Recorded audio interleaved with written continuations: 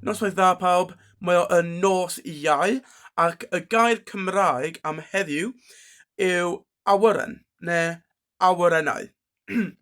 Fatha tai ac anifeiliaid, mae awyren yn un awyren, wedyn mae awyrennau yn plural, mwy na un.